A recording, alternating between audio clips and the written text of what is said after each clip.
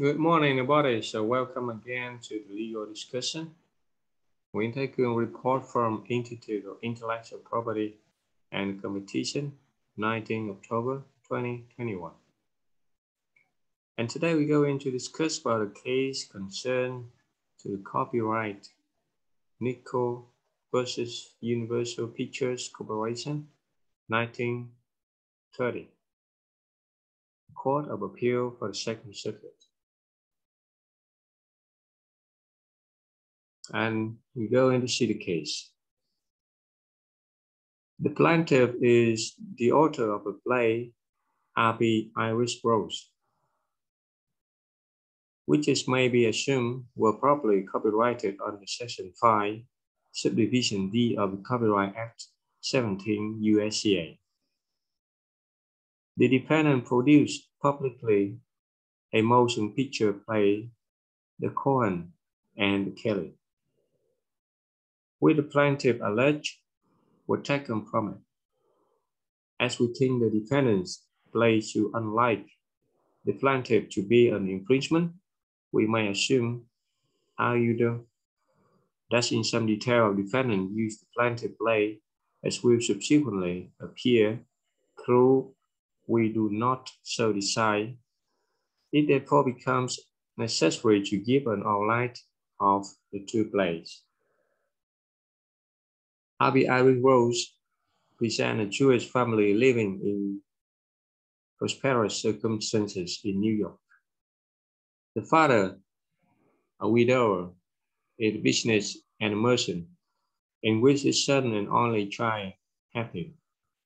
The boy has philandered with young women who, to his father's great disgust, have always been gentle.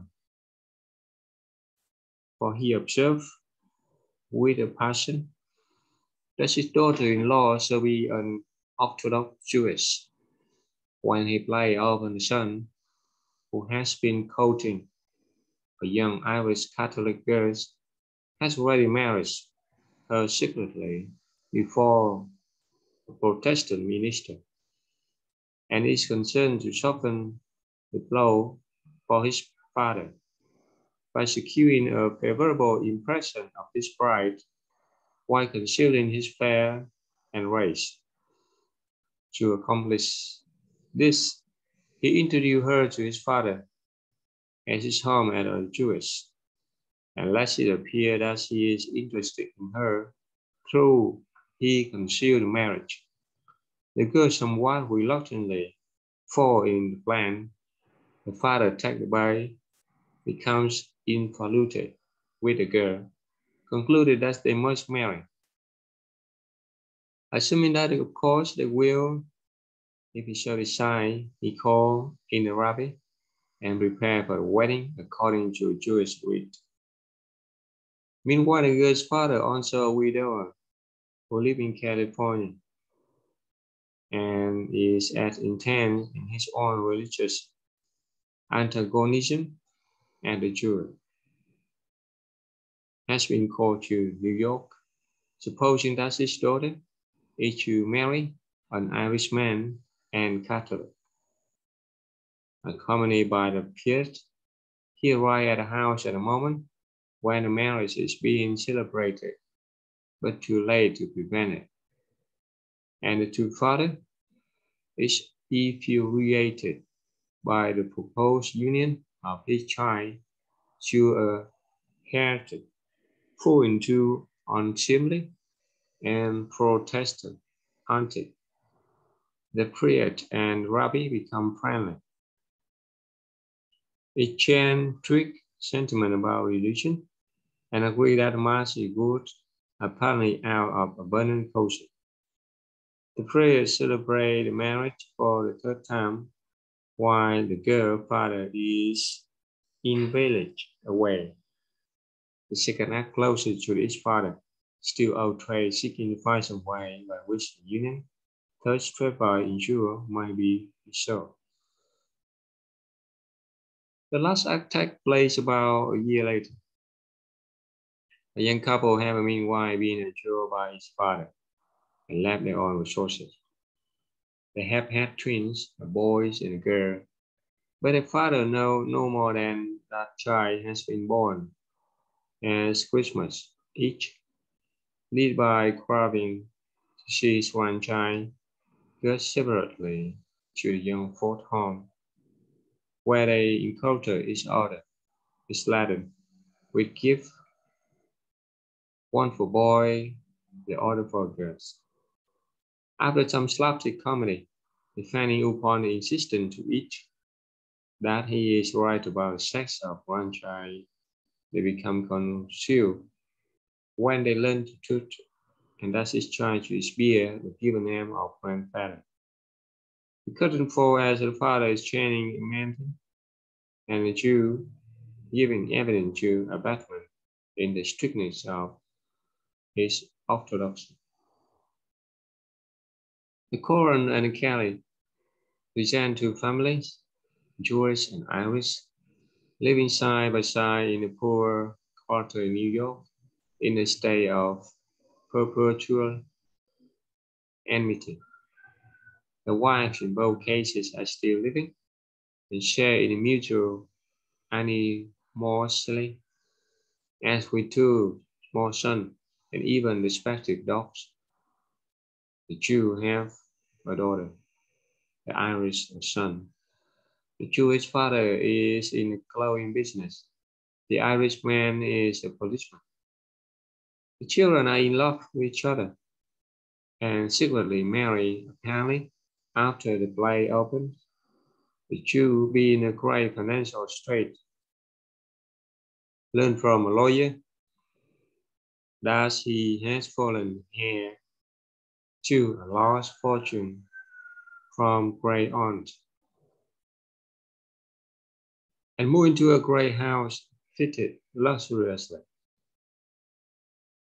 Here his family lived in a frugal ostentation, and here the Irish boy seek out a Jewish bride and is chased away from angry father. The Jew then abuses the Irishman over the telephone, and both become hysterical excited. The extremity of his feeling makes the Jew sick, so that he must go to Florida for rest, just before the daughter disclosed her marriage to her mother. On his return, the Jew finds that his daughter had born a child. At first, he suspects a lawyer, but eventually learns the truth and is overcome with anger in such a loud alliance. Meanwhile, the Irish family who have been forbidden to see the grandchild go to Jew show, and after a violent scene between the father, in which the Jew disowns his daughter, who decides to go to box with her husband. The Irishman takes her back with a baby to his own poor longing. The lawyer who had hoped to marry the Jew daughters see his plan foiled, tells the Jews with fortune will belong to Irishmen, who were also related to that woman but often conceal his knowledge if the Jew will share the lot. This the Jew repudiated, and leaving astonished lawyer, walked through the rank his enemy house to surrender poverty. He arrived at great dejection, terror truth, and abjectly turned to live. A reconciliation ensued. The Irishman agreed to share with him equally. The Jew somehow enters in some franchise through this most minor motive in the reconciliation, and the curtain fall while the two are in the coops. The Jewish insist that the firm name for the business, which they are to carry on jointly. His name small stand first.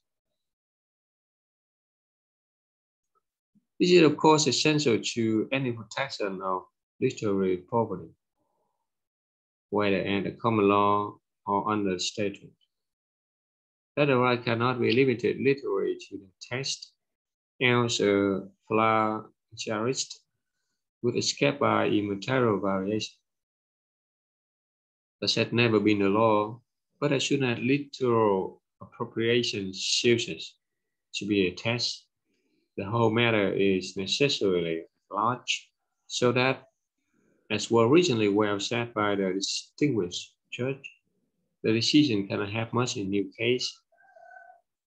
Penner versus Moroso 253. When a play are concerned, the plagiarist may exercise separate chance. Then the question is whether the part so taken is substantial. So this part is very important, substantial. And therefore, not a fair use of copyrighted work. It is the same question that arises in the case of any other copyrighted work, Marx versus Feist, Emerson Davy. But when a plagiarist does not take out of law in situ, but an abstract of the whole, decision is more troublesome. Upon any work, and especially upon a play, a great number of patterns of increasing generally will fit equally well. And more of the incident is left out. The last may perhaps be no more than the most general statement of what the play is about, and at times may consist only of its title. But a point in this series of abstraction where they are no longer protected, since otherwise the playwright could prevent the use of his idea. To which, apart from their expression, his property is never extended harms host. Nobody has ever been able to fix that boundary, and nobody ever can. In some cases, the question has been treated and thought it were analogous to lifting a portion out of the copyrighted work. But the analogy is not a good one, because thought the skeleton is part of the body, is prevail and support the whole. In such cases, we are rather concerned with the line between expression and what is expressed. And respect place the controversy chief shadow upon the character and sequence of incidents, there being the substances. We did not in Dymo versus Buster hold that a plagiarist were never liable for stealing a plot. We would have been flatly again our ruling in Dam versus Curacao and store that mutual feeling, neither of which we mean to overrule. Before that, the plot of the second place were too different to infringe. Because of the more detailed pattern common to both eliminated so much from each that its content went into the public domain, And for this reason, we said this mere suggestion of plot were not subject of copyright. But we do not doubt that to play may correspond in plot closely enough for infringement. How far that correspondence must go is another matter. Nor need we hold that the same may not be true as to the character quite independently of the plot proper. For as far as we know, such as a case has never arisen. If 12 Nights were copyrighted, it's quite possible that the second comer might so closely imitate Sir Toby Bench or Malvolio as to infringe. But it would not be enough that for one of his character, he cast a rhetorous knight to keep oneself to the discomfort of the household, or invent and foppish steward to become anonymous of his mistress. This would be no more than subsidiary idea in the play, and little capable of monopoly and ancient doctrine of relativity or Darwin theory of origin of species. It follows that the less developed the characters, the less they can be copyrighted. That's the penalty of an author must bear for making them too indistinct. In a true play at bar, we think both as to incident and character. The defendant took no more, assuming that he took anything at all than the law allowed. The stories are quite different. One is of a religious zealot who insists upon his child marry no one outside his faith, opposed by another who is in this respect just like him and is his foil. Their difference in race is merely an obligato to the main religion. The senior difference is through grand parental pride and affection. In order, jealousy is wholly absent. Religious did not ever appear. It is true that the parents are hostile to each other in part because they differ in race.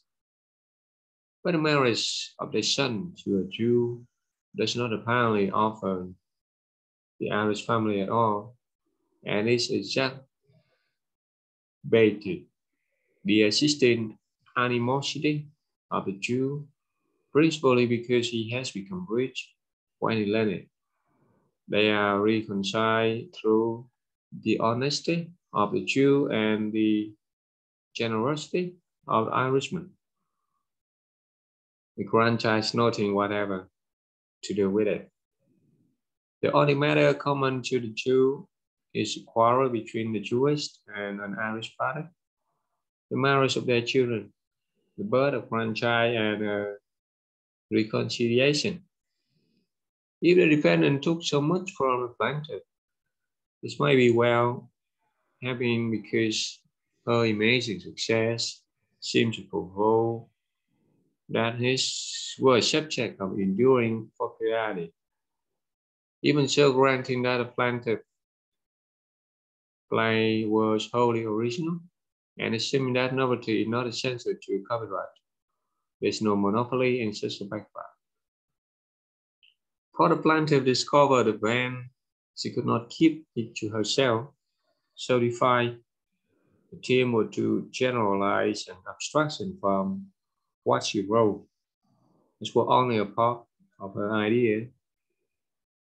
Nor does she fare better to her character. It is indeed scarcely credible that he should not have been aware of those stock figures. The low cavity Jew and Irishman, the defendant has not taken from her more than their prototype have contained for many decades. If so, obviously, so to generalize her copyright would allow her to cover what were not original with her. But we need not hold this as a matter of fact, much as we might be justified, even though we take care that she devised her figure, how her brand, the novel, still the defendant was within is correct. There are but four characters common to both play, the lover and father. The lover is so faintly indicated as to be no more than stage properties. They are loving and fertile. That she really, and that can be said of them. And anyone else is quite within his right. If he put loving and fertile lover in a play of his own, wherever he get a coup, the plaintiff is quite unlikely to defend his obsession in his religion, on which depends his racial animosity, and he affectionate, warm, and patriarchal. None of these fit the defendant Jew who show affection for his daughter only once, and who has none but the most superficial interest in his grandchild.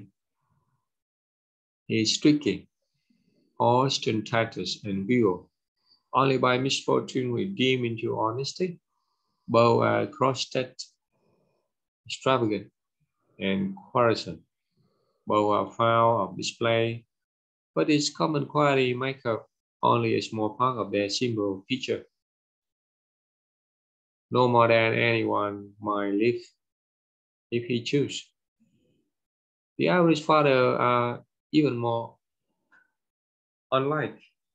The plaintiff merely symbol for religious fanaticism and patriarchal pride.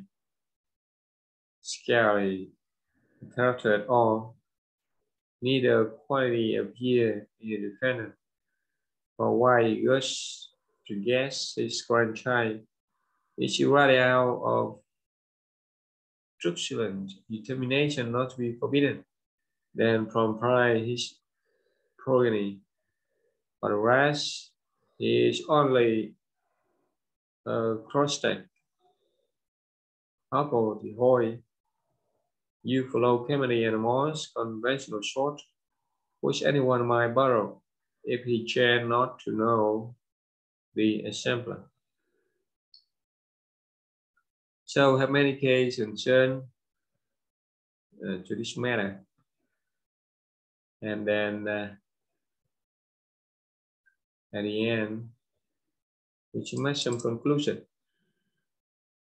We cannot approve the land of the record, which were due chiefly to the use of expert witnesses.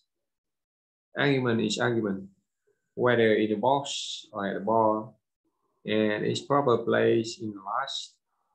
The testimony of an expert upon such issue, especially his cross-examination, rarely stand a trial and contribute nothing which cannot be better here after the evidence is all submitted. It's ought not to be allowed at all. And why its submission is not a ground for reversal. It's cumber the case and tend to confusion. Furthermore, court is lead into the intricacy of dramatic craftsmanship. The less likely is to stand upon the firm, is more naive ground of his considered impression upon his own erudition.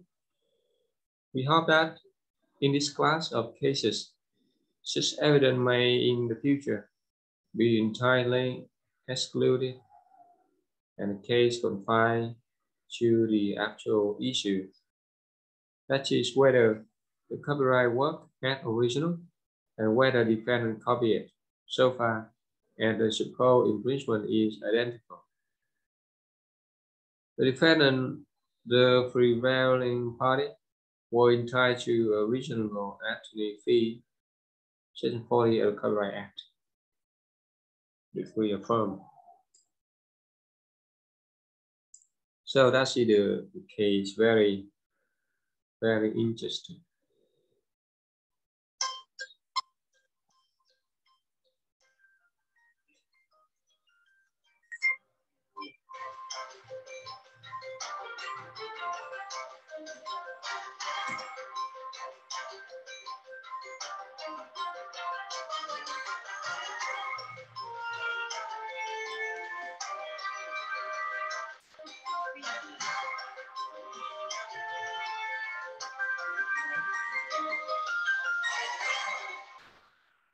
Thank you for your listening. Nguyễn Thái Cường report from Institute of Intellectual Property Competition, 19 October 2021. Thank you. I'll see you again.